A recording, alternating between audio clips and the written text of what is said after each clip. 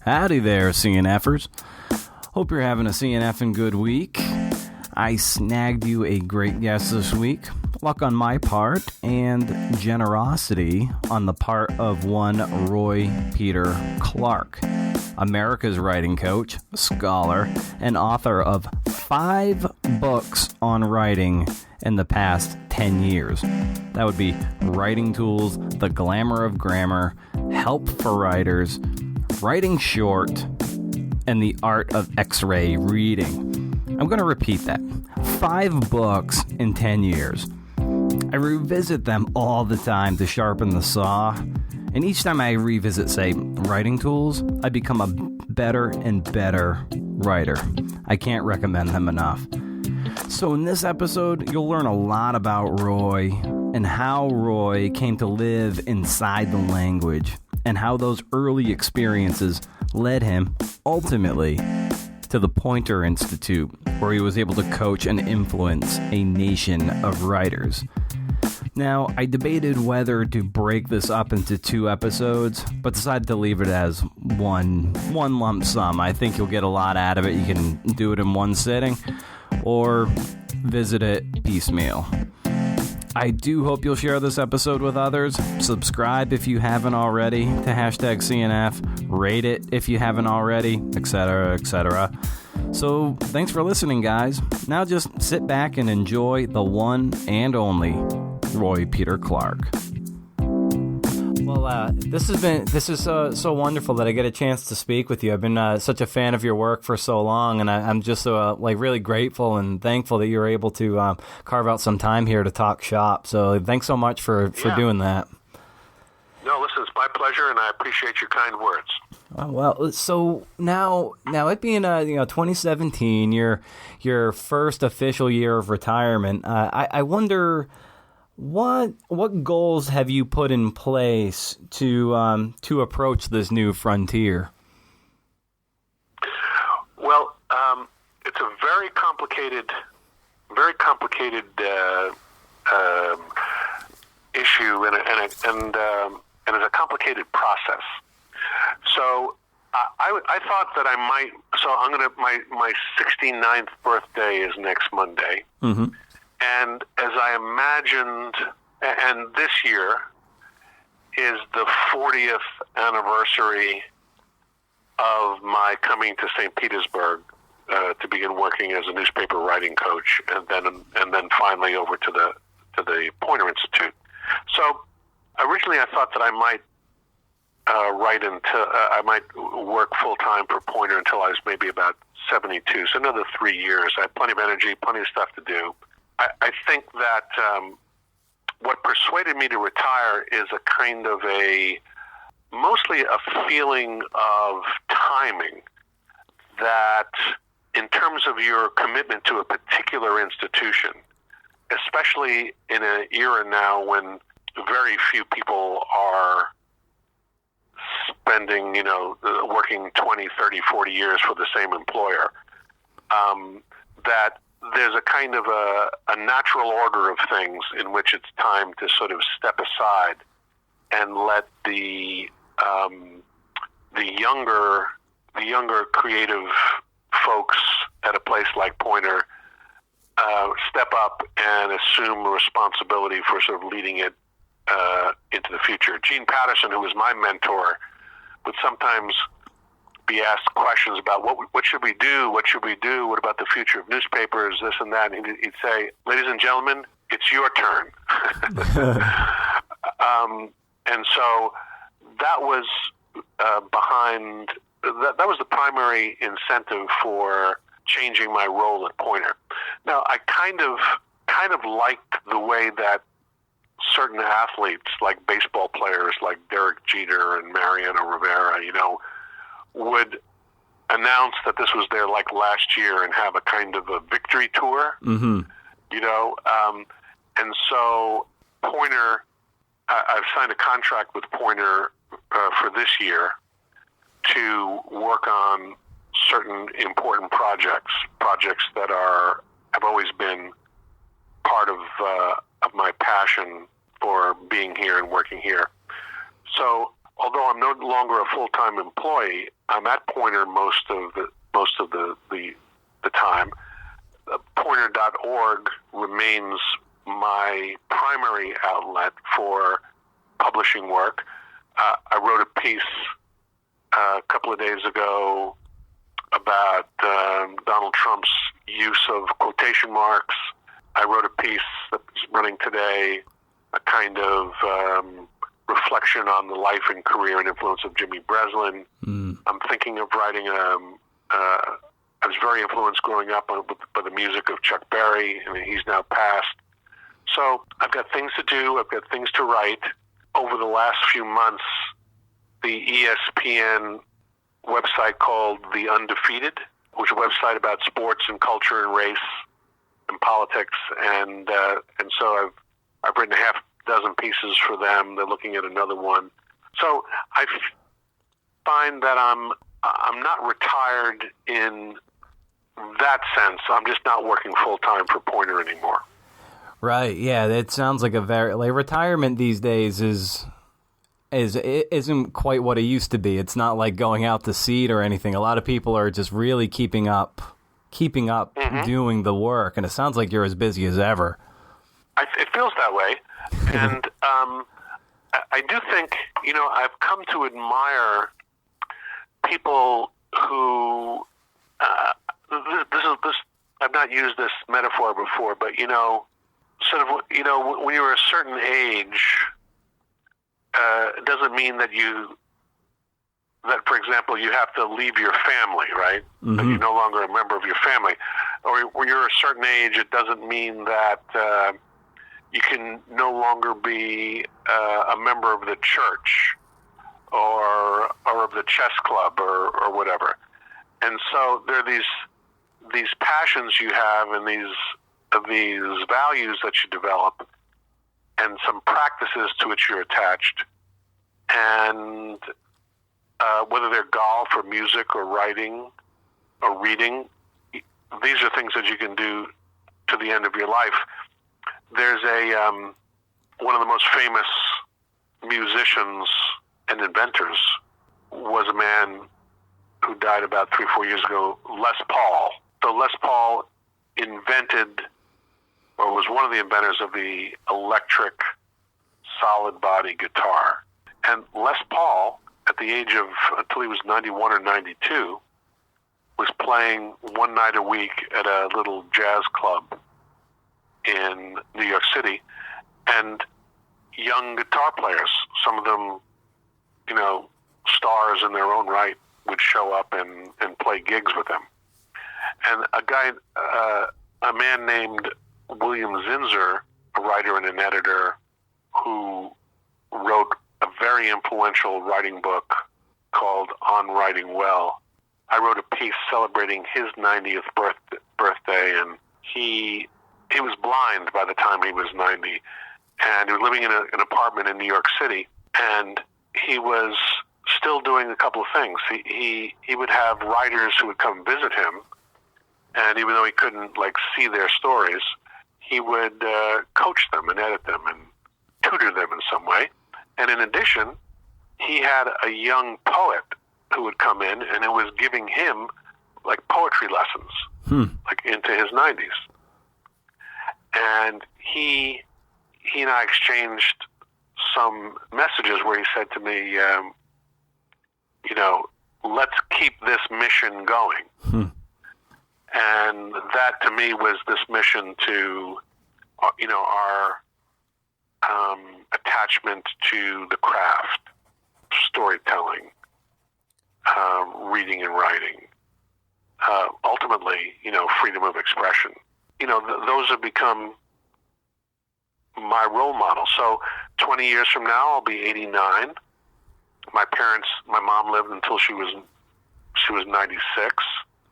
So if I live till 90, I hope that year I'm still learning something about the craft and I'm still helping in some way if I can, if I have the capacity to do that. And that's a fortunate place to be. Yeah, and you bringing up the way Zinsser couldn't he couldn't see anymore and read in the traditional sense, but he was still coaching basically by ear. And that's something you write about a lot, is that auditory nature of prose and everything. So it's one of those things where it can really, your coaching style and skills can still evolve as maybe one sense depletes, another one can sort of increase to fill its void. Yeah, and there's some famous blind authors. I'm thinking, John Milton, I think, wrote Paradise Lost. I think he was blind by that point. I'm not sure. Yeah. James Joyce, was blind. And it's very interesting to think of these authors who, they didn't have voice recognition technology, but they had secretaries. I don't mean in the traditional sense. I mean, I think they're called, I think the technical word for this person is an amanuensis, Emanuensis. You have to look that up. But I think an amanuensis is the kind of person who comes in, and you've been up all night thinking and memorizing this poetry, and then you dictate it, and somebody else writes it down for you. Mm. And so written language is very, very late in human history. Right. And so the spoken word, precedes it by millennia as does storytelling and other related capacities. Now, it's something that you write about in the introduction to Glamour of Grammar. You note that you've been you encourage people, anyone who would actually pick up and buy that book is living in the language, and that's something that you kind of repeat throughout that introduction. And and that living in the language, I wonder where did that come from for you when you were growing up? I just happen to have this little.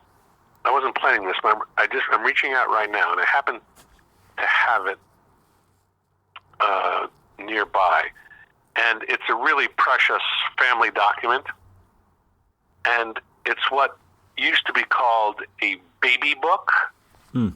And so 3 days after I was born, a family that knew my family gave my mom this baby book. And what it is a little velveteen covered keepsake in which a mom will write things and keep things.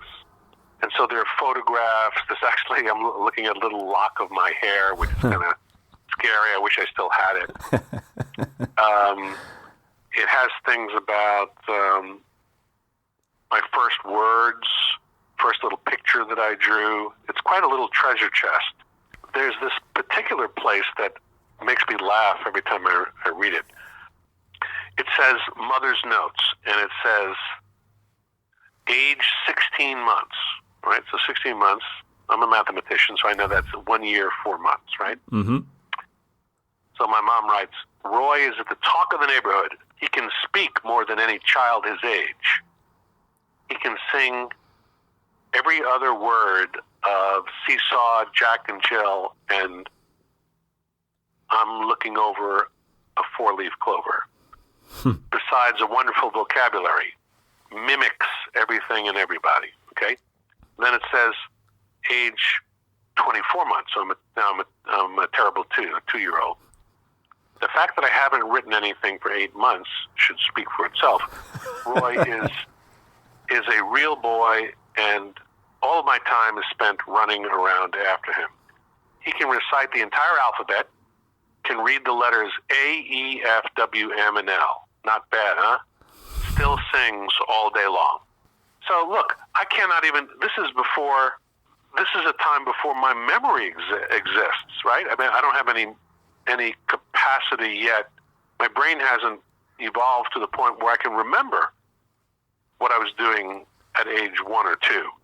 And there, imprinted as a result of nature or nurture, is a love for language and a love for music. And I play music in almost every writing workshop that I do. Mm. So it's really funny and eerie and a little humbling to know that because of the way that you came in the world, that your life with language was somehow determined. Yeah. Yeah, you just had a capacity for it. Had a capacity, had people who nurtured it, right? Mm-hmm. I'm sure I was read to, I was sung to. I was part of a big Italian-American family on my mother's side. They were talkers, they were storytellers, they were very expressive, very loving. So as a result of all those things, I wound up and still am living a life of language. Once again, not just that I have this capacity, but that I have this passion. And the world would be better if more people could find a way to make that step, to make that leap, to cross the bridge from having language in you to having the ability to kind of swim around and play around inside the language. Do you remember some, as you were like in grammar school, elementary school, what were some of those maybe influential, real early books that people put in your hands, because you had the propensity to to speak and hear the language before you even knew what it was, essentially, and then as someone gave you something written, as you learned to read, what was that experience like for you as someone who was just drawn to the language anyway, and then to see it in this new form and understand it in its new form? I think that looking back, like stories and language came to me in different forms and formats and expressions. As I'm growing up, so I was born in, I'll put it this way, since I was born in March of 1948, I can say with confidence that I was conceived in 1947. Okay, so I'm a baby boomer, born 2 years after the end of World War II. And the year I was conceived was essentially the first year that televisions were sold commercially. And in 1948, the year I was born, suddenly there were not just a few thousand of these new inventions, but there were millions of them being sold around the country. And as a New Yorker, I was close to, I was in the media, one of the media capitals of the world, and that meant that I had access to television very, very early. And I would say that, that had a profound and beneficial effect on my life. My brother, Vincent, who's younger than I am, just told me recently, he says, I've never regretted a single hour of watching television. And people would argue that television and other forms of technology are somehow at war with literacy, that they replaced literacy. But to me, in my life, they were complementary. So my first stories were probably cowboy stories, cowboy adventures, Hopalong Cassidy, but also, puppet shows, kid shows, Howdy Doody, and then nursery rhymes. And I actually have a copy on my shelf. I can see if I can reach it. Hang on. Mm-hmm. About 3 years old, I'm still living in New York City in a little apartment.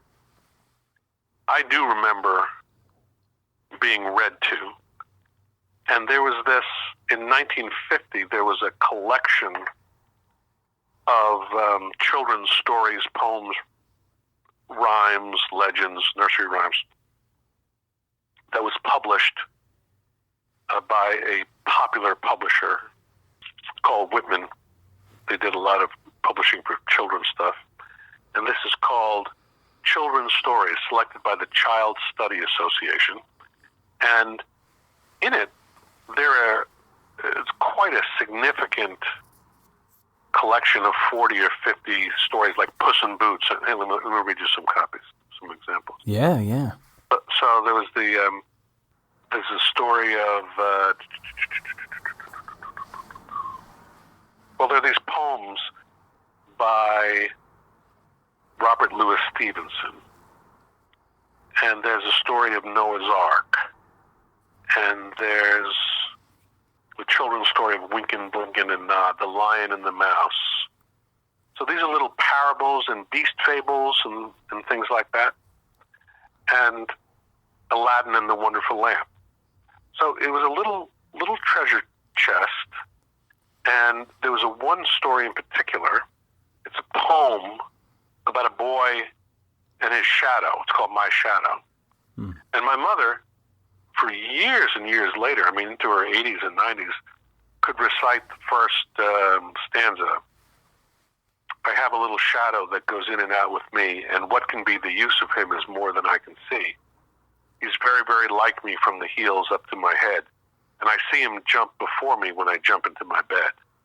The funniest thing about him is the way he likes to grow, not at all like proper children, which is always very slow. For he sometimes shoots up taller than an India rubber ball, and he sometimes gets so little that there's none of him at all.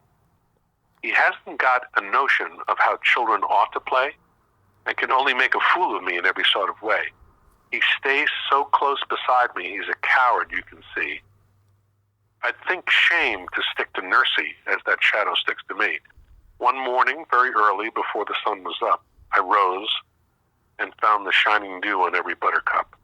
But my lazy little shadow, like an errant sleepyhead, had stayed at home behind me and was fast asleep in bed. And I remember this poem for years and years and years and years. And I was visiting Canada. I was doing a writing workshop in Canada, and I was actually in a little town in Ontario called Shakespeare, Ontario. It's near the town where they have summer Shakespeare festival, Stratford, Ontario. And damn it, if I didn't see a copy of this book. I didn't even know what the name of the book was. And it was called Children's Stories, so it was just kind of generic, so it would have been really hard to just kind of search for it. And I found it, and I purchased it, and I reread it, and I was astonished at how interesting the stories were. It's a very joyful experience, re-experiencing those stories. And when I read that poem, and I looked at the end of it, and I said, holy shit, this was by Robert Louis Stevenson.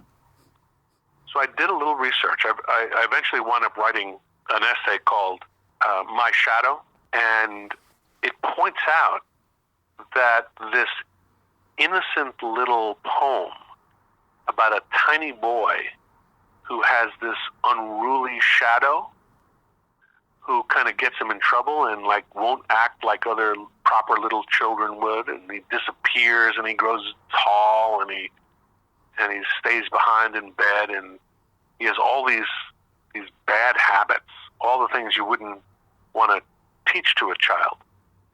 That this was written about within a year of the time that Stevenson published Dr. Jekyll and Mr. Hyde, which is the ultimate story about the dark, the light and the shadowy personality of a human being. Yeah.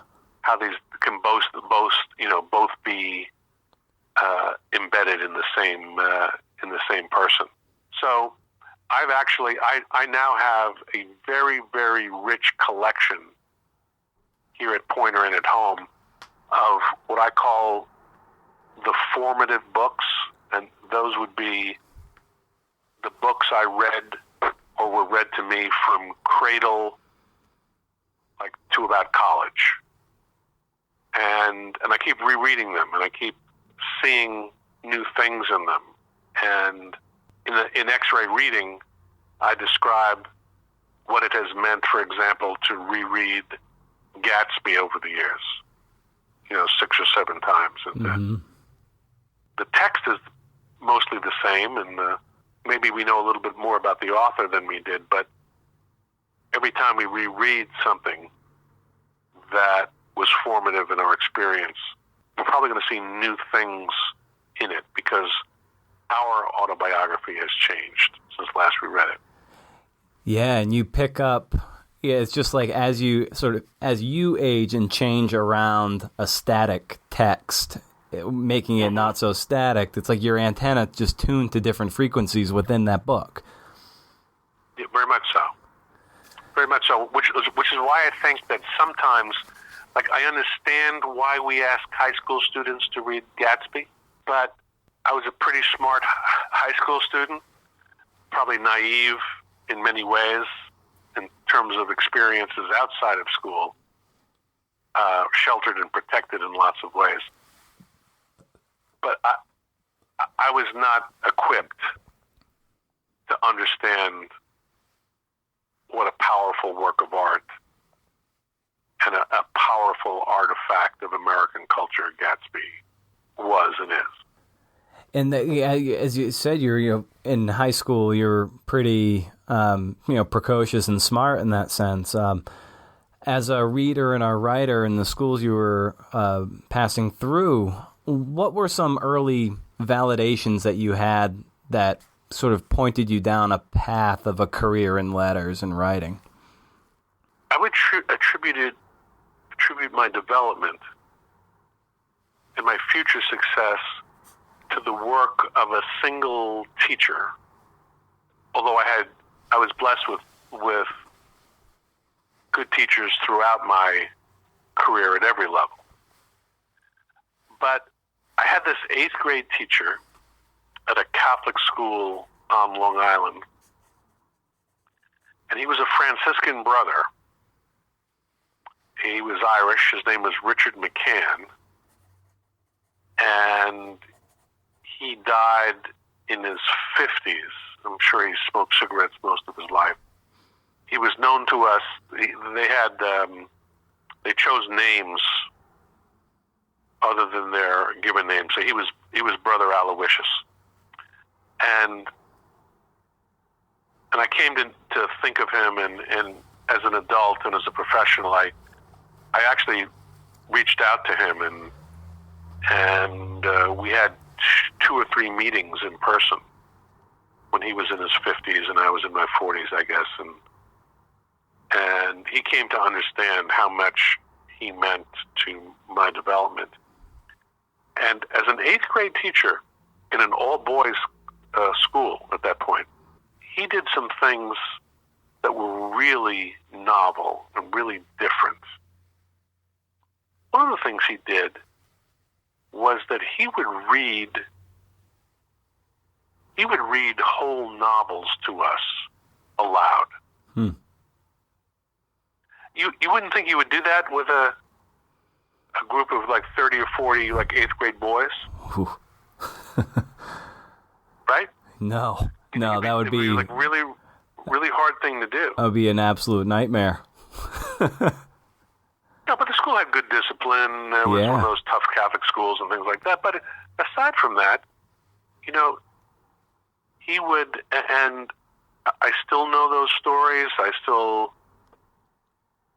read those stories on occasionally.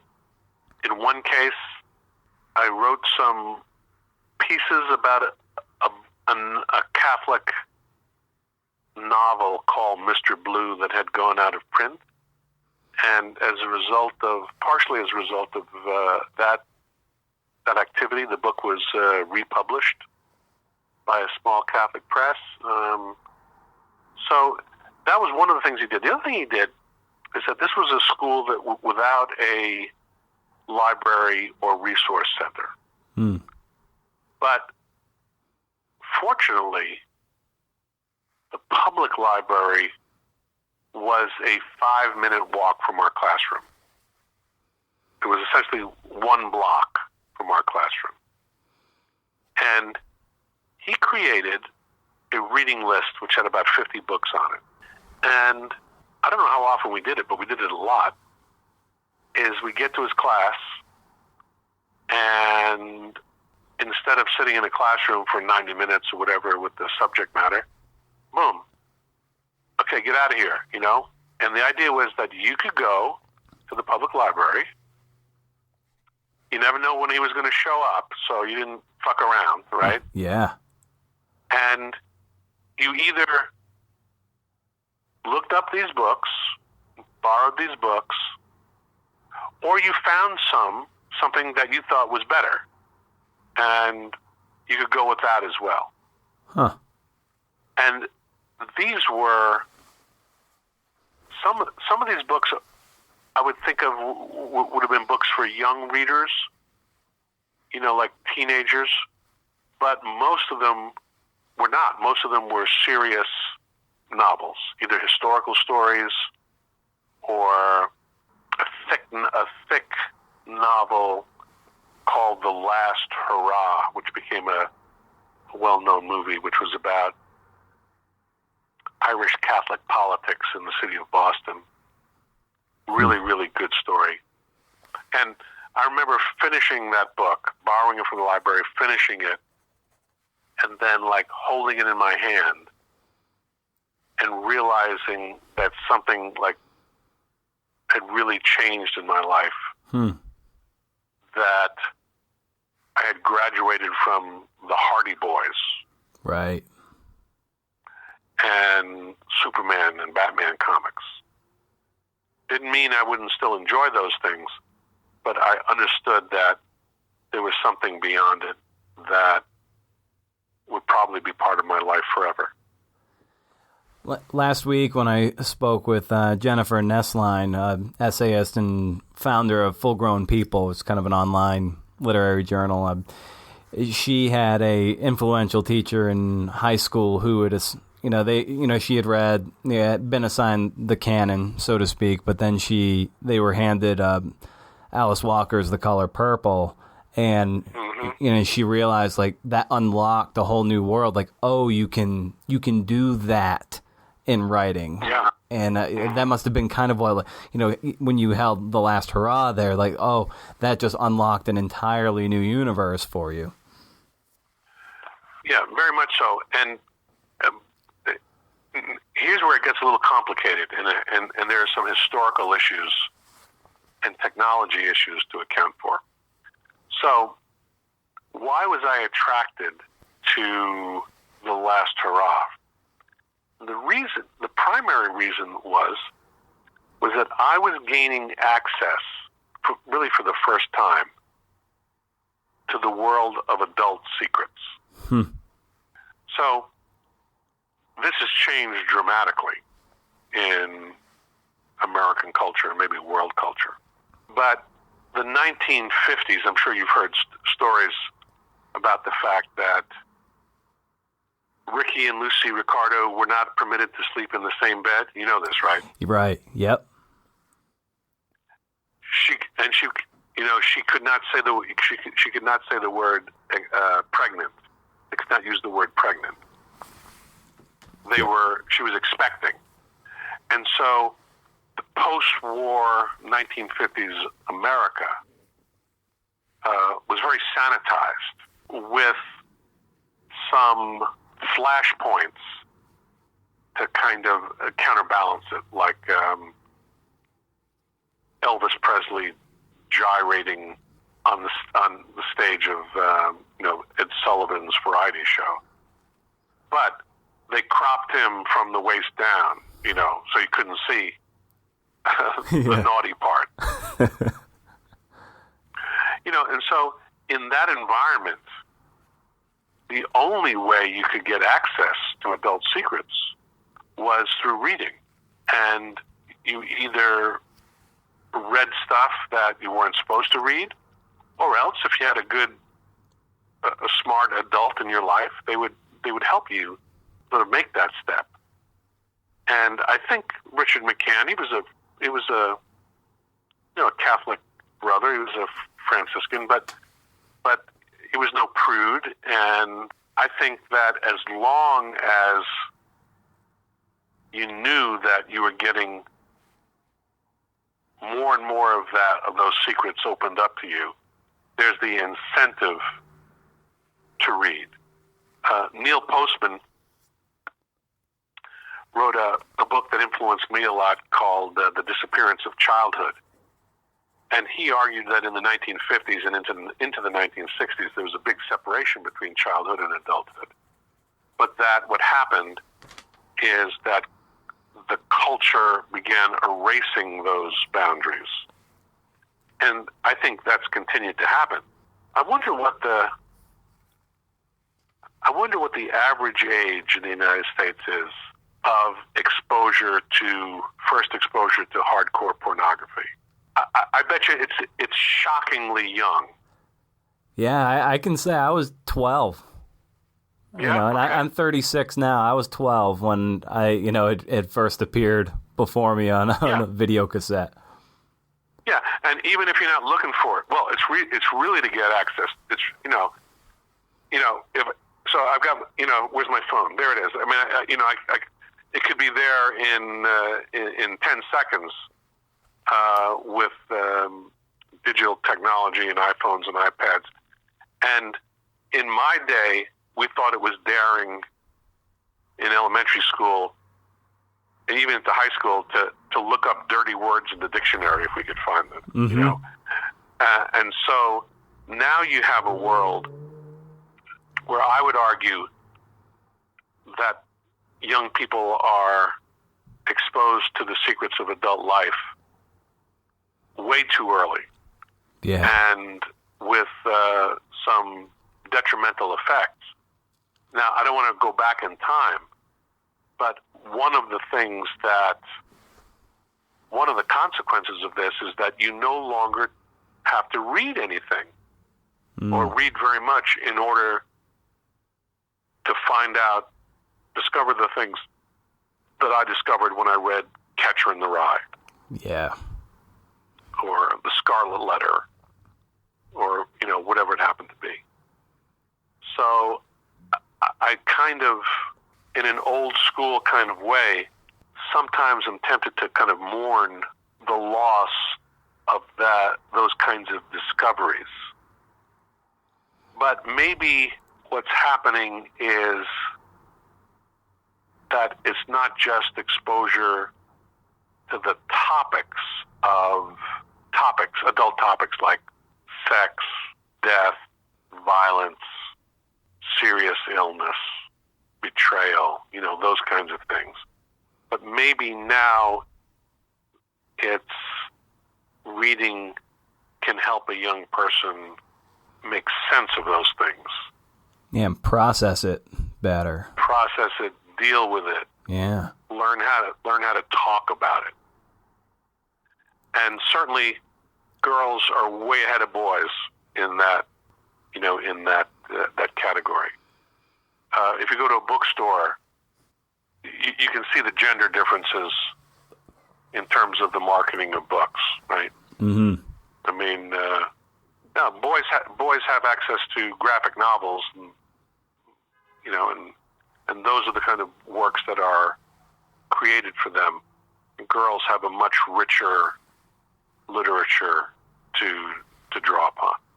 So as you progress through school, where did you go to college, and how did you end up in Alabama for your first teaching gig? So, I was really interested in. I love sports, still do. Maybe not with the same passion that I used to, but I love basketball. I lived in New York. The Northeast was one of the basketball sort of, regional centers. And so I would, my interest in colleges were first attracted to college athletic teams, basketball teams in particular. Princeton had a fantastic basketball team in the 1960s, led by a guy named Bill Bradley, who was a presidential candidate at one time. He was a senator from the state of New Jersey, a Rhodes Scholar. And McPhee wrote a book about him. Yeah. Yep. Yeah. What's the name of that book? A Sense of Where You Are. Yes. Yep. And so I was a smart kid. I didn't think I could play basketball at Princeton. I mean, I was way beyond that dream. So I applied to Princeton. That was the only Ivy League school I applied to. I applied to a group of Catholic schools, Catholic colleges, and to my shock and dismay, I didn't get into Princeton. I was, I got the letter. My mom got the letter. She opened it up, and it was a really, really sad day. That April day, April of 1966. I was a salutatorian at an elite boys Catholic school, and the valedictorian was a guy named Jeff Colucci, who was really smart. He was the best student in the school by far, and he was class president, and he was a track athlete. And he wanted to go to Dartmouth, and he didn't get in. And we've talked about this years later. There's a conspiracy theory that says that the guidance counselors wanted all the best students to go to Catholic schools, Catholic colleges, and so that they undermined the efforts to get into Ivy League schools. I now no longer believe that, but it's been interesting to think about and talk about over the years. Yeah. So I wound up going to Providence College, and Providence had a great basketball school. So I knew them from that, and my high school teacher, my history teacher, who was also the basketball coach, was a graduate of Providence College. He's still alive, I just learned. And named Jim Swartz. So I not only got in, as I expected I would, but I got a very, very generous scholarship. What amounted to almost a full scholarship. Other teachers approached me and said, you should really go to a better school. You can do better. But I grew up in a working class family. I had two younger brothers. This was a gift that I could kind of pay my mom and dad back for their support. Mm-hmm. To say, let's do this, and it wasn't a great school, but it had an absolutely outstanding English department, and it had a very elite honors program called Liberal Arts Honors Program, and I got really smart at Providence College by working with the teachers in the English department and the teachers who ran the Arts Honors Program. I mean, the Arts Honors Program was a fantastic experience. It was essentially a 3-year, 6-semester course, a great works course, mostly Western civilization, with some Eastern stuff, included. But you read the Iliad or the Odyssey like the first week, and then 3 years later, you were reading Freud and, James Joyce. So you read one book a week, and you were responsible for writing a 1,000-word essay on that book. And there were only 12 or 15 of you. You met for 2.5 hours each week, and you had 2 teachers. One teacher was the one who ran the whole seminar, and the other teacher was like the best teacher on that book in the college. Huh. So, for example, if you read German philosophy, Hegel or Kant, there would be a teacher from the philosophy department who would come and work with the class. if you were reading Don Quixote, then someone from the Spanish department would come and work with you. Very intense, very intensive, kind of competitive, and I'm still in touch with some of the students from that program.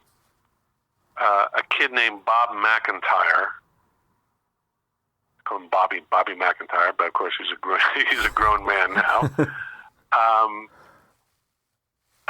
Who was a mathematics major who was in the liberal arts honors program, went on to become, I think, the founding director for a group in Washington,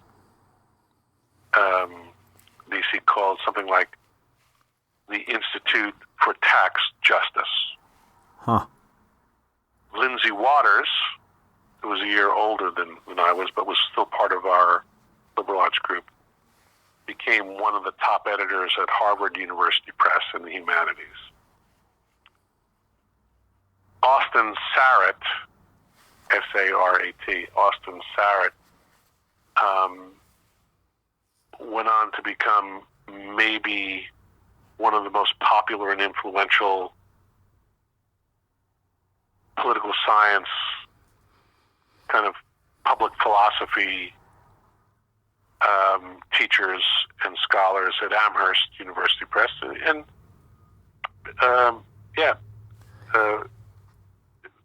we done good. And yeah, they made you really think about that stuff with a certain focus that just translated across professions. Yeah. So the idea is that what makes you. There was a teacher at Stanford who came to the Poynter Institute one time for a program. I worked with her in a couple of projects. Her name is Shirley Bryce Heath, Heath. I'm not sure whether she's still teaching. I haven't been in touch in a while. But she asked me a question. It was very formative. She said to me, "What does it mean to be literate in America?" Really? Okay, I'm not. What do you mean? Yeah, well, who are the most literate people in America? I said some smart-ass thing like Shirley, like you and me? No, no. I said, no, famous people. And I just blurted out a couple of names. I said, I don't know, Susan Sontag and William F. Buckley Jr. And I realized that after I mentioned these two names, both of whom now passed away, that I couldn't, in many ways, I could not have chosen two more different individuals. Man, woman, liberal, progressive, left, very conservative on the right. She kind of, like, why have you mentioned these two people? I said, well, I'm not sure. She says, okay, what did they do that makes you want to call them literate? So she did this Socratic kind of questioning of me, and she told me, I said, look, there are these behaviors, and if you practice these behaviors, it marks you as literate. And what are they? Well, the first two are very, I think, are obvious. If you're literate, you read, and you read in certain ways. And if you're literate, you write, and you write in certain kinds of ways. But it's that third element that I think people underestimate or fail to see. And that is that if you are a literate person, you have the capacity to talk about how meaning is created through reading and writing. So it's not just a matter of reading and writing. That would be good enough. That's 2/3 of the way to there. But as you grow as a reader and as a writer, you gain the capacity to talk about how reading and writing works. maybe I could draw an analogy saying that if you're a highly literate and knowledgeable musician, you have the ability not only to read music and to play music, but you have the ability to talk about music, right? Yeah. And to talk about how certain movements in music affect the listening experience or stimulate the emotions in certain kinds of ways. What I say very often about Providence College is that I wouldn't say it taught me how to be a writer, but it certainly taught me how to be a reader and how to be a thinker and talker about how reading works and operates. And it was later that in graduate school and then in Alabama that the writing aspects kind of kicked in. Yes, it looks like that they're going right back to, Robert McCann and then having this experience in Providence with these extremely literate teachers that taught you the meaning, like the true meaning of literacy, that you were able to translate that into your own style of teaching. And so you bring that to, let's say, Alabama. So that's a big departure from New York City and Providence for sure. So what was that experience like? Bringing your sense and taste in literacy to a different region and to start exercising that craft you'd been honing for a few years at that point. So once again, I wanted to go to graduate school. I applied to this time. I did not apply to Princeton. I was still pissed. I didn't want to belong to any club that wouldn't have me as a member, and so. But I applied to the other Ivy League schools, and I got into Brown University. And I wanted to go to Brown. I was about to become engaged to be married. My future wife, lived in Rhode Island, and I wanted to be as close to her as possible. The problem was that just could not afford to pay for an Ivy League education, even at the graduate level. No scholarships, no fellowships available to me at that particular time. And I get a phone call. I get a letter from almost, I'd say, my old hometown university. So Stony Brook is part of the State University of New York system, one of the big campuses, known mostly for science. I want to say it's about 50 miles or so from Manhattan, out on the North Shore of Long Island. And they offered me a very generous fellowship. In other words, not just tuition free, but also a stipend that I could apply to my living expenses. So it was once again money or decision about costs that drove me back to Stony Brook. Stony Brook was a dreadful campus and a very disorganized, crazy school back in the 60s and early 70s. Graduate school is graduate school is really about narrowing. If you broadened yourself in college, as you should, then you begin to sort of narrow your interests a little bit. Your intellectual interests, and also what you plan to do with your learning. And so I knew that I wanted to become an English professor.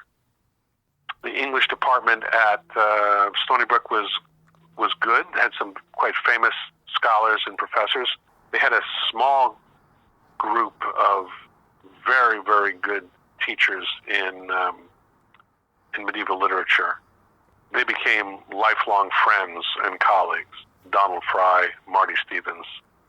I would wind up doing my dissertation on Chaucer it was another way of me. I wanted to sort of learn English literature and language from the beginning, and so that was a really good choice for me, as it turned out, both on a personal level. And so I wound up getting a PhD in English literature, concentration on medieval studies. I wanted to teach Chaucer, I wanted to teach Shakespeare, and other forms of literature, as happens at colleges and universities. And I graduated. I got my PhD in 1974. I had a wife, and I had a child, my daughter Allison, named after a character in the Canterbury Tales. I applied to 100 schools. People forget, but if you wanted to apply to 100 schools back then, you had to type 100 letters. Right. And I got 4 requests for interviews, and it was during a very bad economy. 1974 was a very bad economy. There was the Arab oil embargo, long gas lines. The Vietnam War had kind of was finally coming to an end. The draft was over. There was a kind of, the way you'd have to fact check this, but as I remember it, there was a kind of a glut of PhDs because people had extended their education to try to get student deferments from the draft so they wouldn't have to go fight in the jungles of Vietnam. So I interviewed, four schools, and I got one job offer, and it was in Montgomery, Alabama. People were delighted, a little surprised that I was considering it. My family was a little shocked, kind of thrown off balance. But, I wanted to start a career. And a lot of the other kids, the young people in their mid-20s, who just drew a 50-mile circle around Manhattan and said, here's where I want to work, they didn't get any jobs. Yeah. And so I could become, with a brand new PhD, an assistant professor at a branch campus of Auburn University in Montgomery, Alabama. And I have to say that professionally, in retrospect, it was the most important decision that I ever made. You know how, like, in the aftermath of this election, we're kind of thinking or talking about the way that Americans kind of maybe don't know each other the way we thought or the way they need to. Yep. Like that there are parts of the American experience that are completely hidden from other people. And so, yes, it was a cultural change. Yes, there were many different issues to be confronted on: politics, race, region. Rather than what it did for me was it just threw open the door of American culture, American language, American politics, race. If you think about it, I arrived there 6 years after the assassination of Dr. King, and a decade after the civil rights legislation was passed, and I could stand in a place in downtown Montgomery, and I could look up the hill a little bit and see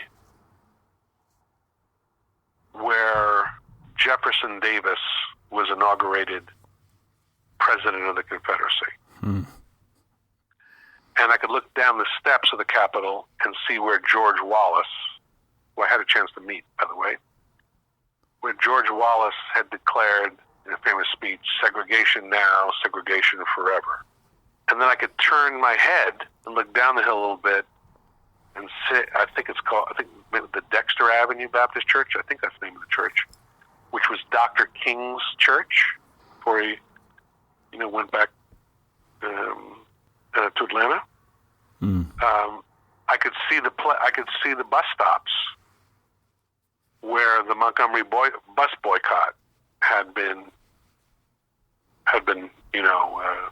brought to life, and it was like it was amazing history, of which I had only the lightest kind of book knowledge.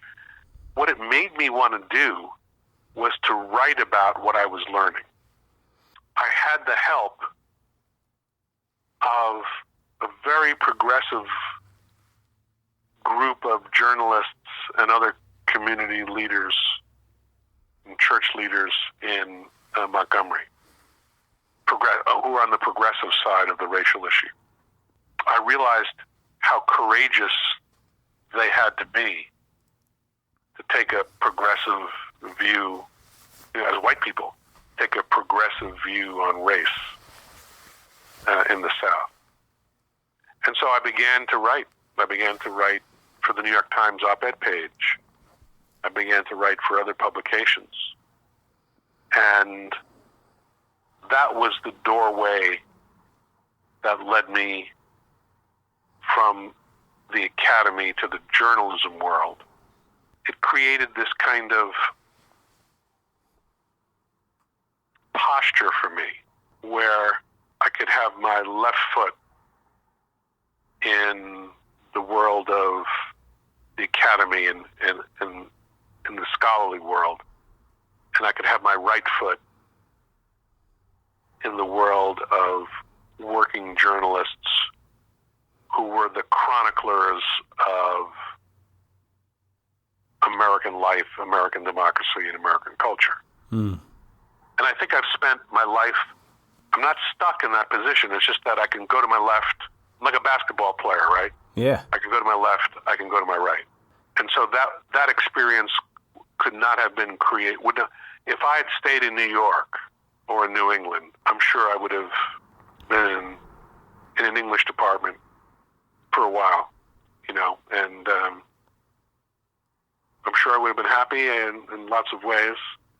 The academy and English departments kind of changed after, in the 1970s. I'm probably what would be called a modernist in a lot of my sensibilities. I think there is such a thing as a kind of a canon of literature. Mm-hmm. I think it needs to be enriched and expanded and diversified. The more extreme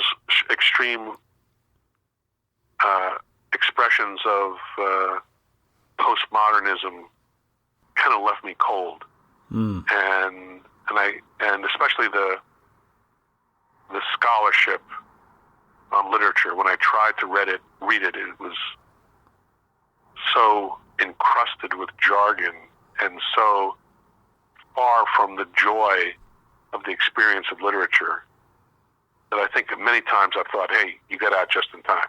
Yeah. So how did you come to meet Gene Patterson?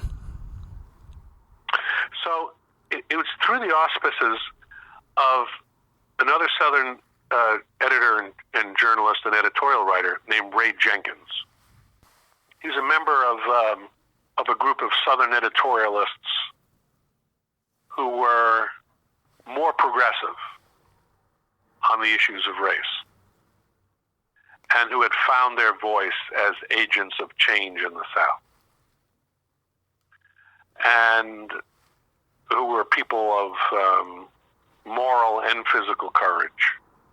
And he befriended me, and I learned a lot from him. I told him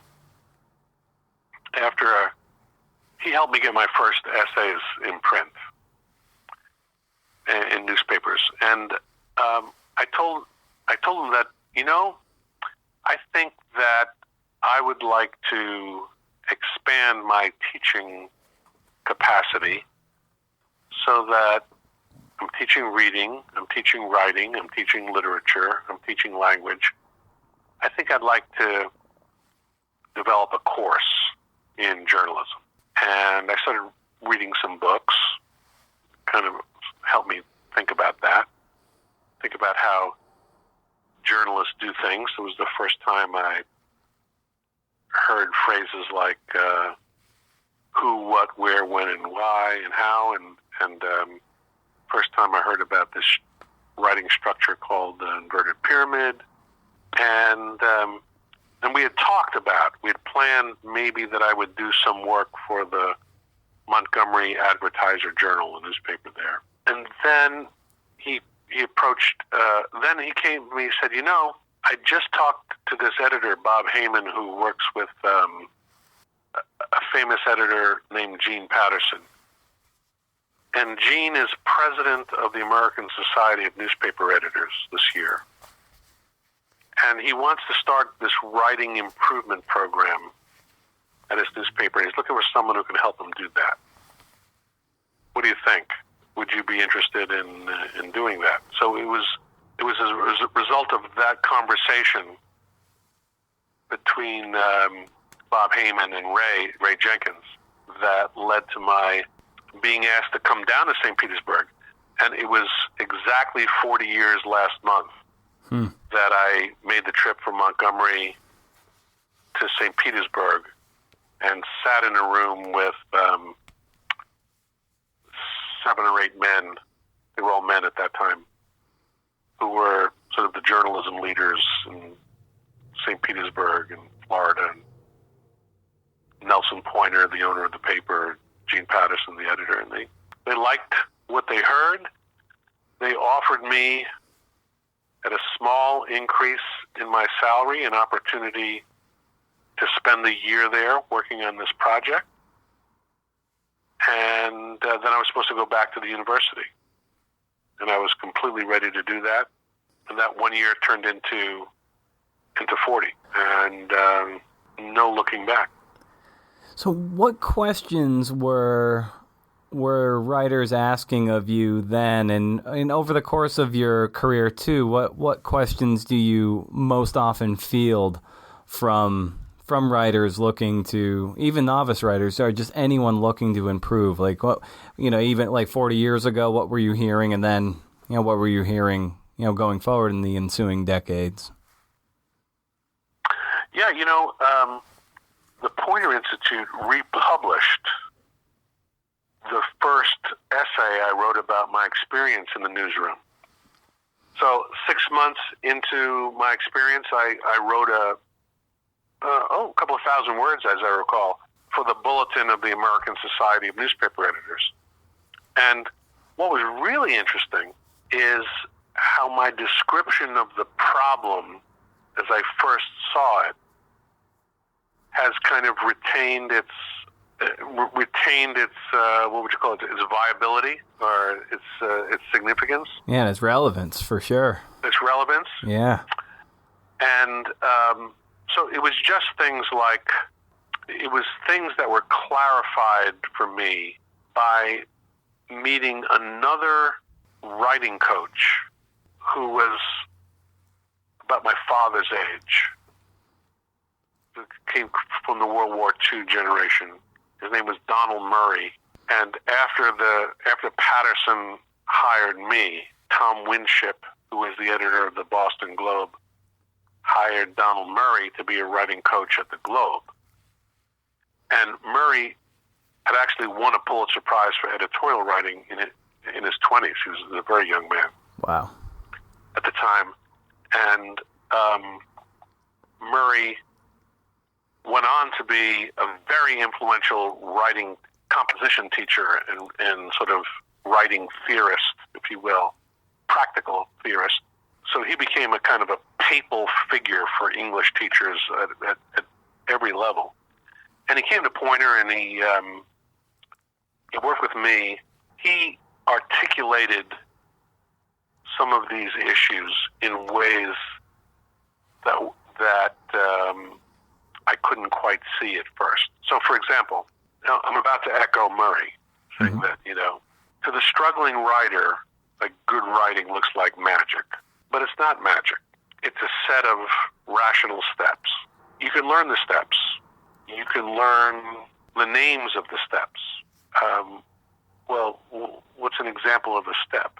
Well, every piece of writing needs a focus, a central idea, an organizing principle, a nut, a kernel of truth or emotion or feeling, an idea.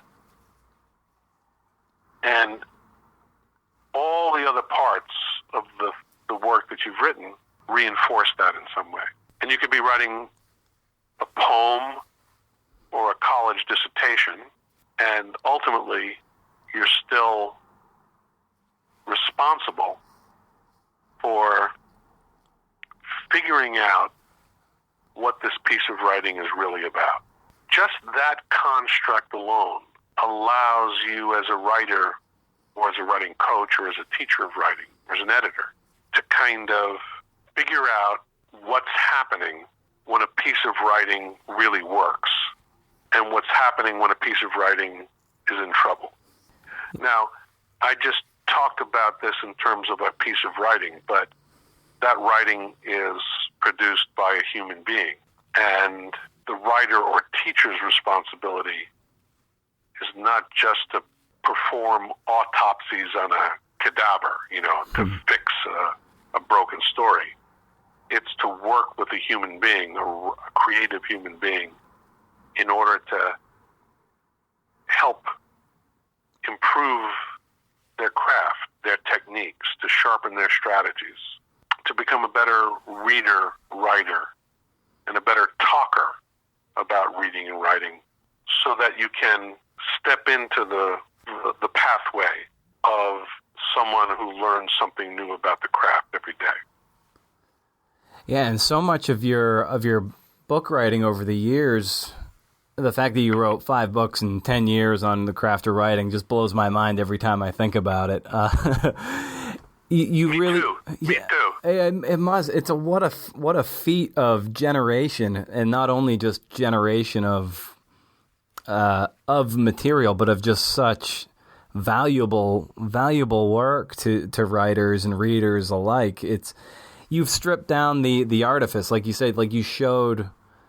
It does feel like magic to someone who doesn't know who hasn't been trained to see where the scaffolding was bolted into the side of the building, and like so much. Right. Yeah. So it's like what you've done is you've stripped a lot of that away to show, like, yes, this is very much attainable if you're willing to do the work.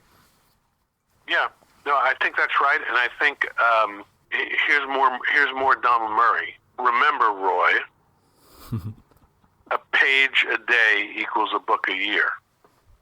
What is that? Well, it's it's an aphorism, right, about writing. It's this kind of like little Zen-like saying.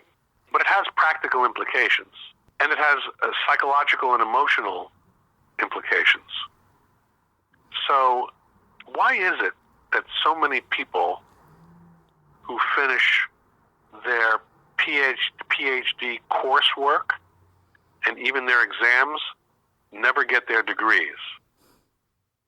Because somehow they lack the capacity to write the dissertation. Mm. And I think I could have had another career just coaching people on their dissertations so they could get their degrees. Because I think I think that people are paralyzed. I think they're paralyzed by their fear of, the marathon. Of the idea is that, oh my God, now how am I going to produce something that has this 300 pages or whatever? I can barely write a term paper. Yeah, it's the bird by bird process. Exactly right. And in fact, Don Fry, my dissertation director and became my colleague at Poynter, one of my best friends ever,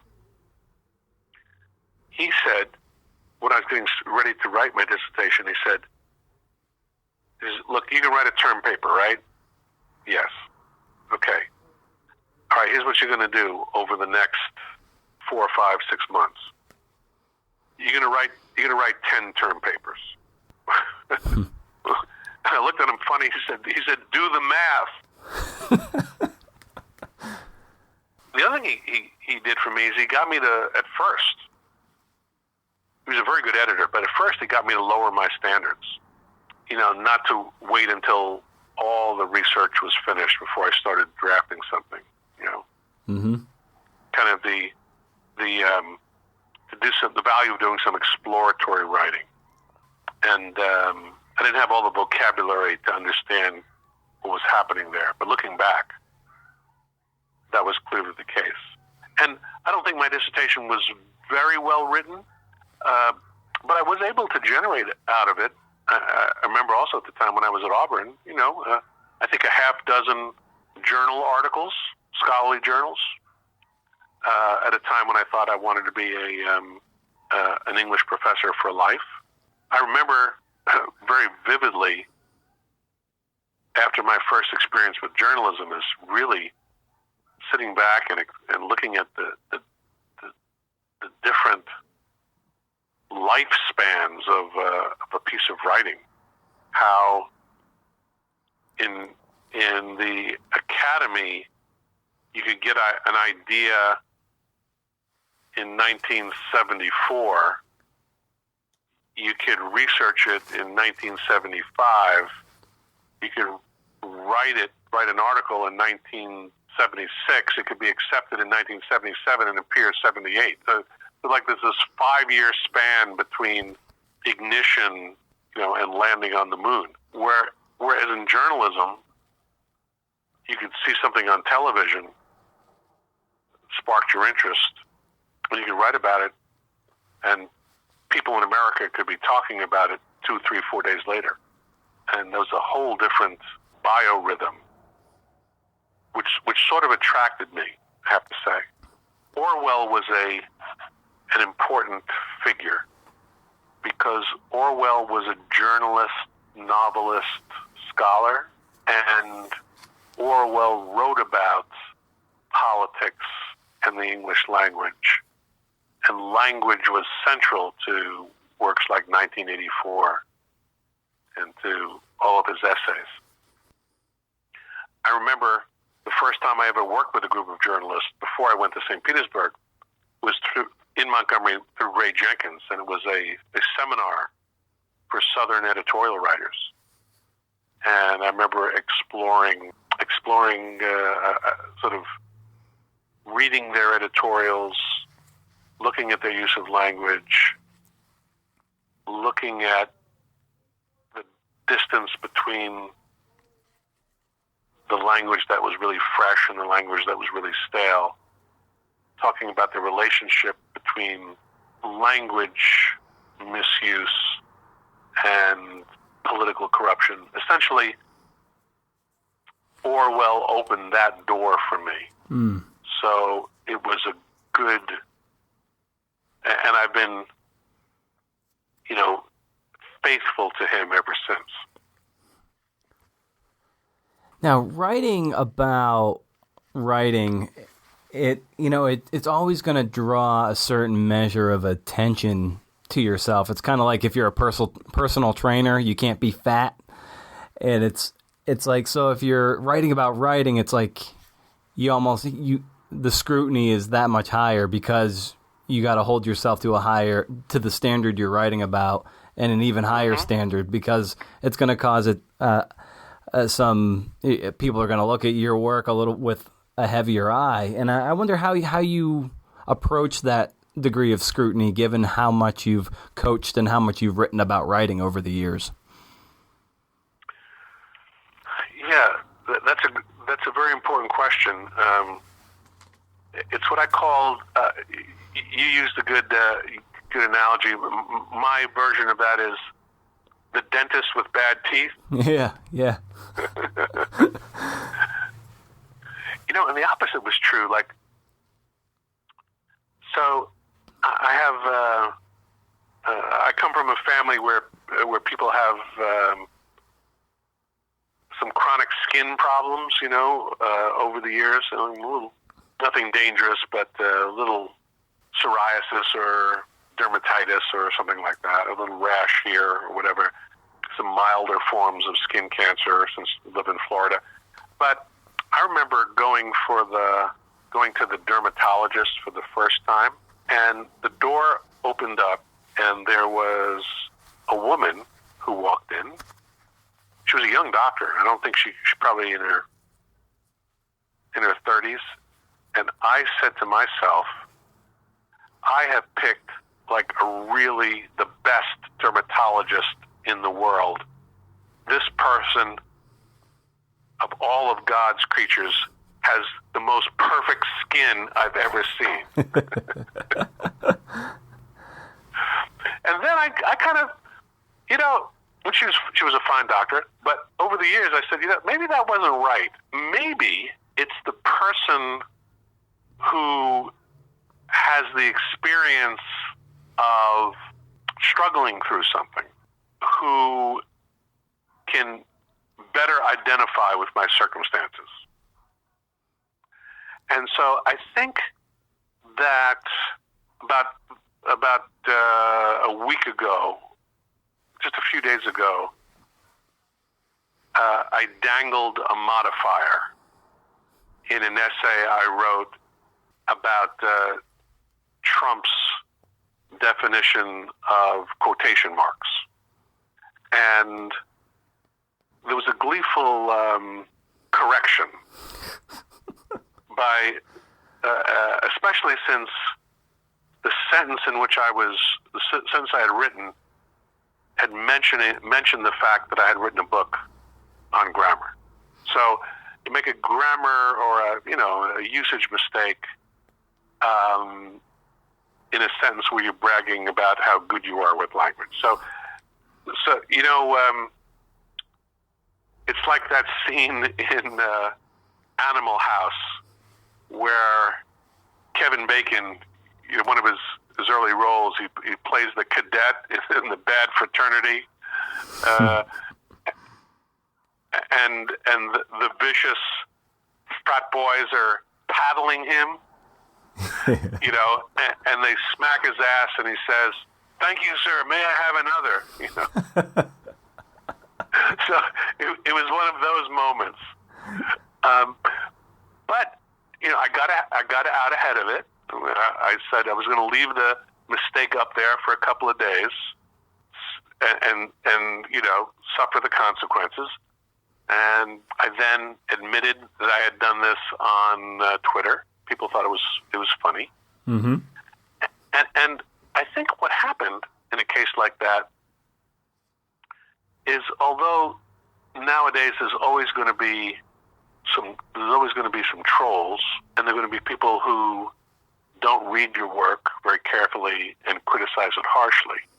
In general, if you have a reputation and a history of being a champion of writers, of identifying with the work of writers, their triumphs and their struggles, if you are always in the game, not just coming out of the hills after a battle and to shoot the wounded, that people are going to give you the benefit of the doubt. It's like you earn the right to be, you earn the right to make mistakes. And if anybody, I don't hide these, but if anybody could come to my office and look at a 350 or 400 word manuscript that I've written and read the 1,000 or so marks that copy editors from Little Brown make on my manuscript, a lot of them are formatting issues or corrections, but yeah, there's my my share of redundancy and awkwardness and insensitivity and lack of clarity. And so, I'm fortunate enough to have a team of people surrounding me, not just one team, but teams of people surrounding me, whose job it is to help me get my best work in print. And it's my mission to open the door for literacy and good writing wider and wider, so that more and more people can imagine themselves as belonging to communities of writers, nations of writers, whatever it happens to be. Yeah, because it's a team sport. Mm-hmm, yes. Well, it's not only that, but let's say, I think people are thinking about this right now in a very harsh and contentious political moment, that we say things like we live in a democracy. We say things like we have freedom of expression. We talk about the history and the power of the First Amendment. And every day I walk into the Poynter Institute, every day for more than 3 decades, the last thing I see before I enter the building is this marble plaque with the words of the First Amendment on it. So I'm reminded, like, every day that there is this ideal against which I should always judge my own work and help others towards the fulfillment of that ideal in their work. What good is freedom of expression if we lack the means to express ourselves? And that's my articulation of a mission and purpose, both as a writer and a writing teacher. Yeah, and that seems to be really at the core of, if you had to put an arc over the 5 books you've written in the last 10 years, you're giving a lot of nuts and bolts and strategies, help to find that community, mm-hmm. Grammar to hone to swim and live in the language, and writing short mm-hmm. for the internet, and then the X-ray reading of let's get to that subterranean river that's going underneath a lot of these great works. It's like they all are there. It's kind of like a web, if you will, that are all kind of just feeding off each other in that sense. My great college English teacher is a brilliant teacher, brilliant scholar, and a very generous human being. His name was Rene Fortin. He died at the age of 61. I never saw him, I don't think for a moment, including doing softball games, when he didn't have a cigarette in his hand. So, he died young, but not until he had he'd filled me up with literature and language. And the first book that we read, so he was my college literature teacher, and I studied with him every year. I managed to find a way to do that. So I went ahead and in the first class, we read The Dubliners, a collection of short stories by James Joyce. And then the second book we read was Portrait of the Artist as a Young Man, which is a novel, kind of an autobiographical novel by James Joyce. And the third book we read was Lord Jim by Conrad. And the fourth book was another novel by Conrad, and I can't remember the name. Right. So I'm telling you this because he taught us this kind of little lesson, a sort of a theory.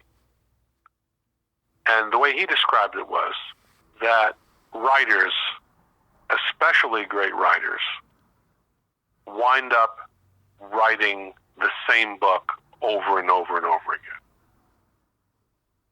Now, that was a strategy that he used to allow us to look at, for example, look at the short stories by James Joyce, and then look at his novel. And he'd ask questions like, what evidence is there? If you didn't know if these works didn't have anybody's name on it, how would you know that they belong to the same author? And that was a very invigorating question, sort of challenge for us. And so I am very much tuned in to your insight about these 5 books, that they are not, I wouldn't say that they are the same. They're 5 different books, but they form a kind of, without being a series, they form a kind of a coherent whole. And to figure out what that is, I think you have to use the big words. Words like literacy and language and learning and craft and discipline and close reading, but also culture, community, democracy. There's a scholar named James Carey, C-A-R-E-Y, who was the dean of journalism at Illinois and started the PhD program in journalism at Columbia. And his advice, he was a few years older than I was. He represented for me a slightly older generation of scholars. And he said, attach yourself. He said a lot of scholars do attach themselves ultimately to very narrow little things. Not little things, but niches. Not Nietzsche, but niches.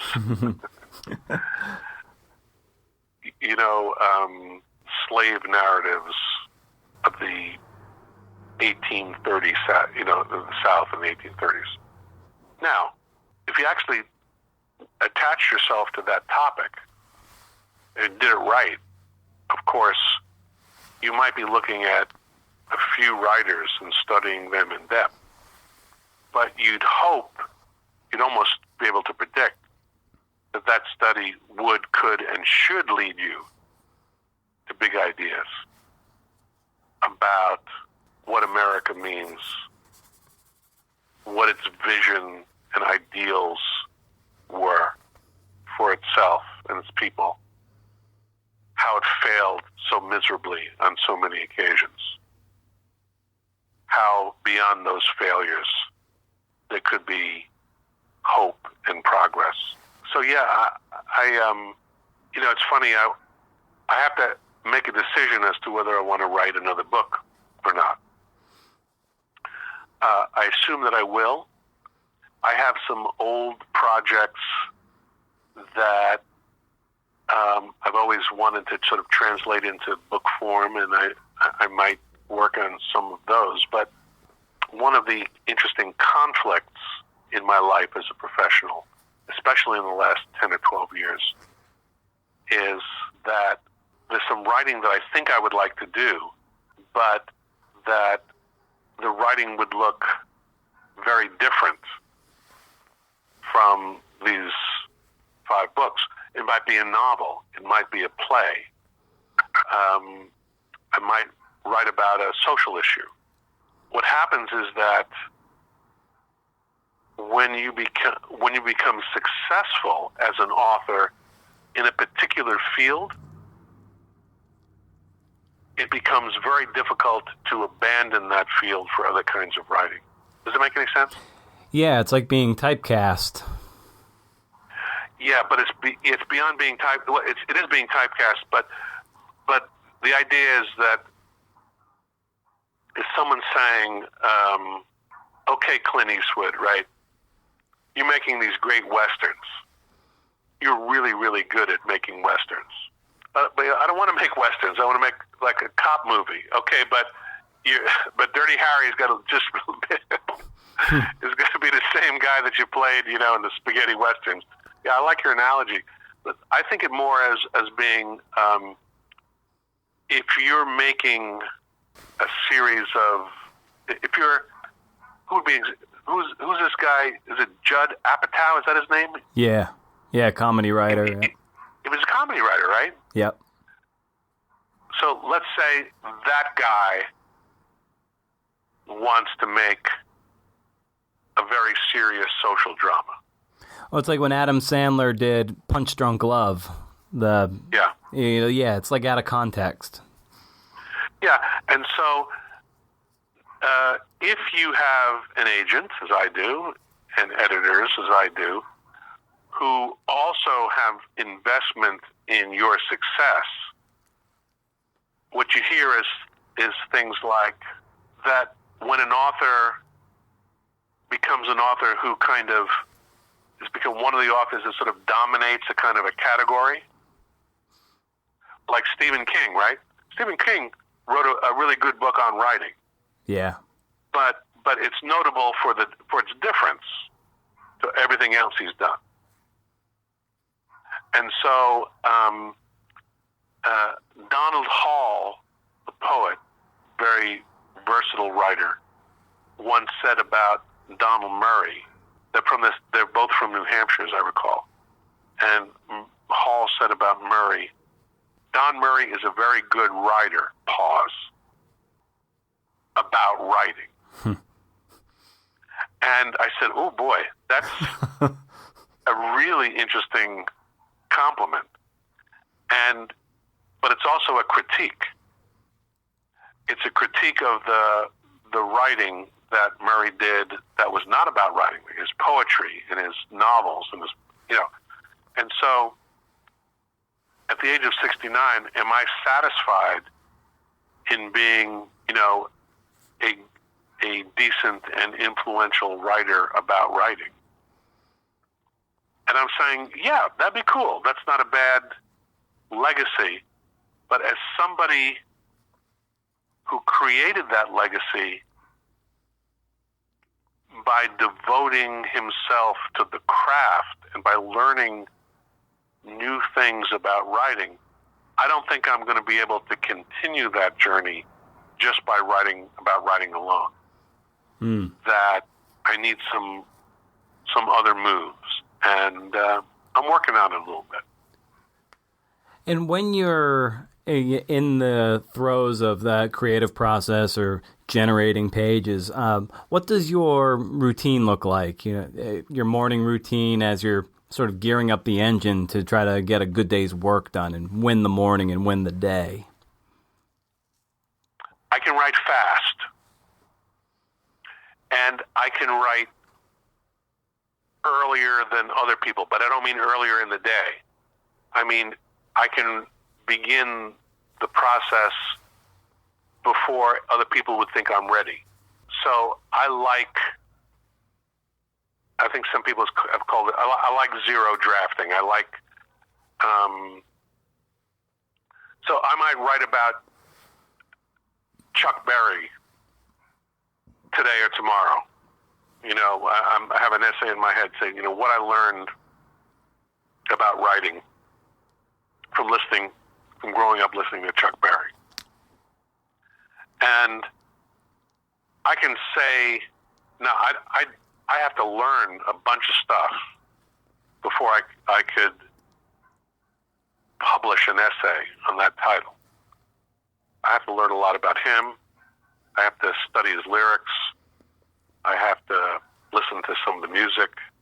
I probably have to play some of it myself to remind myself what it feels like. I could do all those things. But I could sit down right now and give you in an hour 1,000 words on Chuck Berry. And what that draft would do, because kind of not even a first draft, looking like a zero draft, that draft would teach me what I know and what I think, but it would also teach me what I need to learn. As a general method for a short piece of writing, like a piece of daily journalism or daily reflection or kind of an act of public scholarship or whatever, that's the way I like to work. When I'm working on a project, a book project, it's very important for me to identify the units of construction, the smallest unit of construction. So in the case of writing tools, that smallest unit would be a 800 to 1,000 word essay on one tool. What's good for me, and I need to create 50 of those units to have 50,000 words and have a book. At some point, what's going to work best for me and make me most productive is when I get into a mode where I'm just cranking out those units without paying too much attention to their quality. Mm-hmm. You're lowering that bar of perfection. Yep, lowering the standards early in the process. Because I know that the hardest part is not writing the good sentence, or, the hardest part is getting 300 pages under your belt. Now, if I think about it that way, it doesn't work very well for me. But if I sit down on a Monday morning and begin a chapter, maybe come back the following day and the following morning and finish it up, I'm kind of a 1 to 2 hour writer, mm-hmm. which is to say that prefer the mornings in general. I used to do it earlier. Now I do it a little bit later in the morning. So mid-morning is a good time for me. From mid-morning to noon, I can either write a column, short essay, draft of a chapter, those kinds of things. As I get more and more into a project and I'm capable of seeing the parts, what I try to do is that I map these. And the way I map them is that I can't do it so well in my office because I've moved recently. But in my old office, I had a big tack board, bulletin board. And so if I have an idea of a book, well, here's a good example. Let's say my next book is going to be the 100 greatest writing books of all time. Okay? Yeah. So I've got a collection. I've got a collection of most of those. So if I wanted to write that book, what I would do is probably on index cards, I would write the names of the book at the top, the author, and maybe one sentence on the card that reminds me of why I selected that book. And then I'm going to tack it up on the board. And then over time, you're going to see 100 of those up on the board. And corresponding to those will be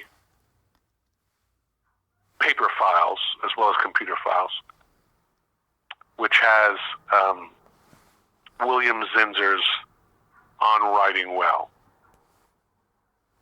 And I'll be able to, and so once I get the materials, so it's a combination of kind of creating a kind of the equivalent for this kind of book of a storyboard where you can see the parts all at once.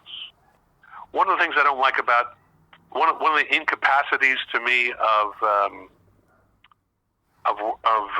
word processing is that it's really hard to do that sometimes. The screen's not big enough really to give you that full vista, that full vantage of the parts of a project. What's nice about it, the only way to maybe get around that is to maybe print out a page and you're done. That way you can start to see a pile grow, and that way you actually feel there's substance and not just pixels of what you're doing. Yeah, no doubt about it.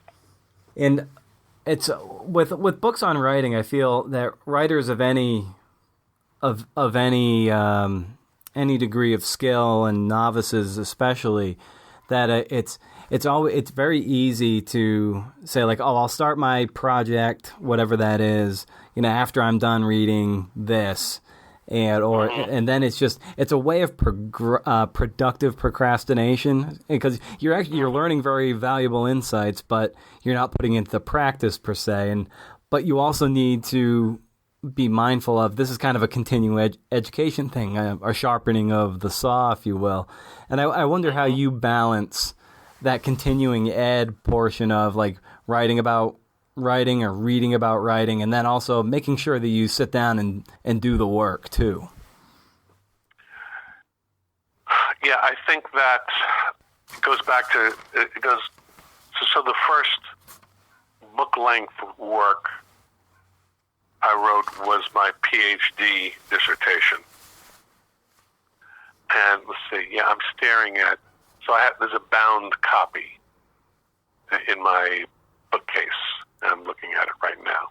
And I'm looking at it, I can see it has a black cover, but it looks like a book. I have no idea how many pages are there.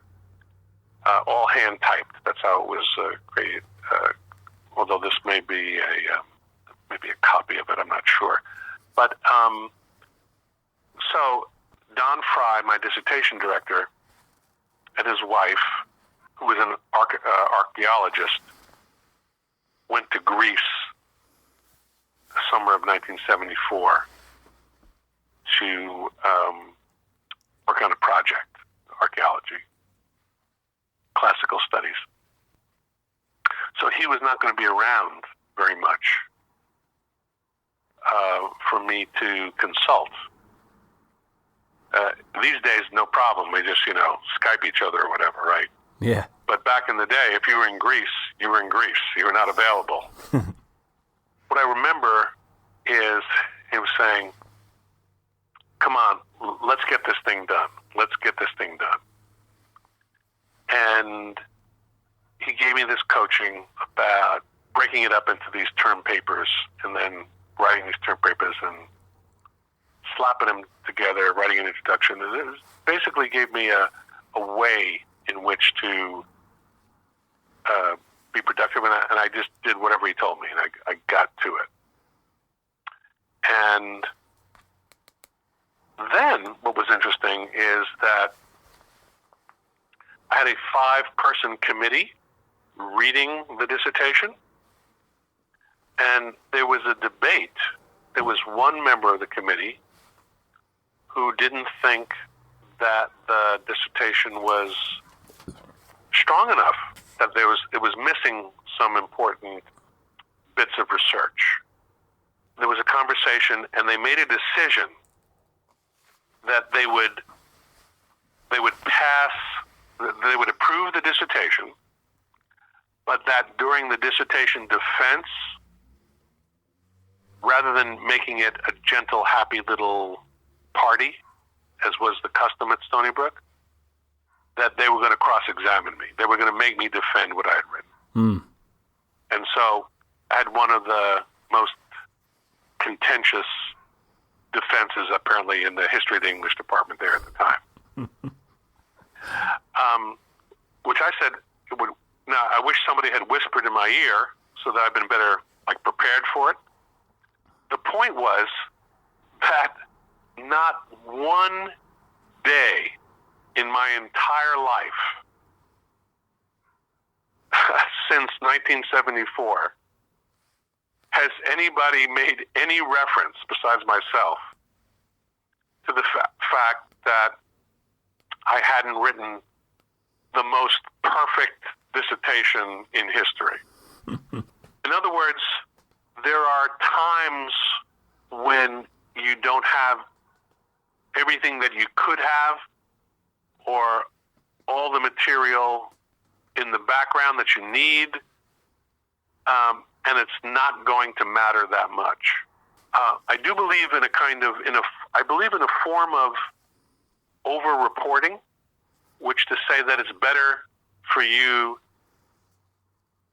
to have done a little too much reporting than not enough.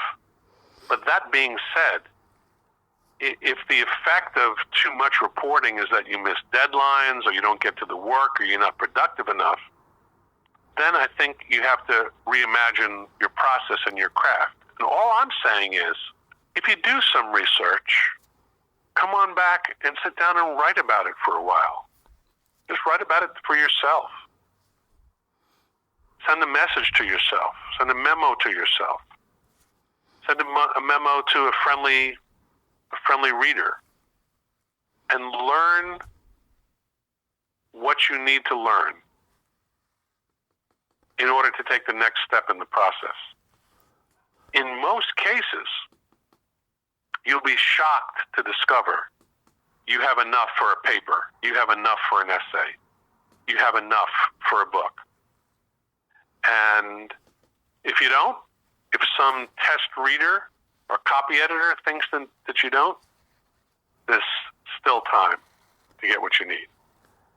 Yeah, it's easy to be crippled and paralyzed by research, always thinking like you need just one more source. Like I got to go to one more source, where primary or a person, and it's going to round it out perfectly. But honestly, it's like you'll always find an excuse to try to find one more person if you can. But it's like kind of like what you were saying earlier, like writing before you're ready is also a good way to break that chain of that information flood. Yeah. Yeah. I'm just going to paraphrase what you just said, and I think it's true. I would say, put it this way, too often, more research is an excuse for not writing. Mm-hmm. Yeah, let me just get you out of here on this note. Like, where can people find you online and continue to follow your work? Thank you for asking. I'm an old school guy, but I do have. I've been encouraged by my younger colleagues to become more active on social media. You can find me on Facebook, and you can find me on Twitter, which I really enjoy using as a form of expression. So I'm at Roy Peter Clark on Twitter. I am formally retired from full-time work, but I still publish essays on the Poynter Institute website, and that's Poynter with a Y.org, POYNTER.org. Google search my name, and you'll find plenty of stuff there. Check me out on Amazon. If I can pimp my books just a little more, for reasons I can't exactly explain, I'm happy to say that lately Amazon and some other booksellers, but especially Amazon, have been offering my book at a significant discount. So I think Writing Tools is available these days, the new 10th anniversary edition, for about $7. And that's great. That's great I'm very, very happy about the way Little Brown has published and marketed my books, and the way Amazon has sold them. Fantastic. Well, Roy, this was such a pleasure for me to get to talk to you and talk shop. Thank you so much for carving time out of your schedule to do this. This was a lot of fun. Hey, Ben, listen, that's been great, Ben. I appreciate your reaching out to me, and I wish the best to all the writers who'll be listening to this. Hey, what's this? An outro? Yeah, that's right. Thanks for listening, everybody. If you made it this far, all I ask for you is to share the episode, subscribe on iTunes or Google Play Music, like the hashtag CNF podcast page, and follow me on Twitter. That's actually a lot of stuff, and if you could do a quarter of it, I'd be happy. But also, do you know someone who wants to be on the show? You got a good guest idea? Do you want to be on the show if you're a writer of nonfiction? Just email me. Also, since you made it this far, I'm happy to give you a free editing consult. Just email me. I didn't tease that out on purpose. It's that simple. And lastly, a quote from my favorite all-time movie. Stay cool. Stay cool forever.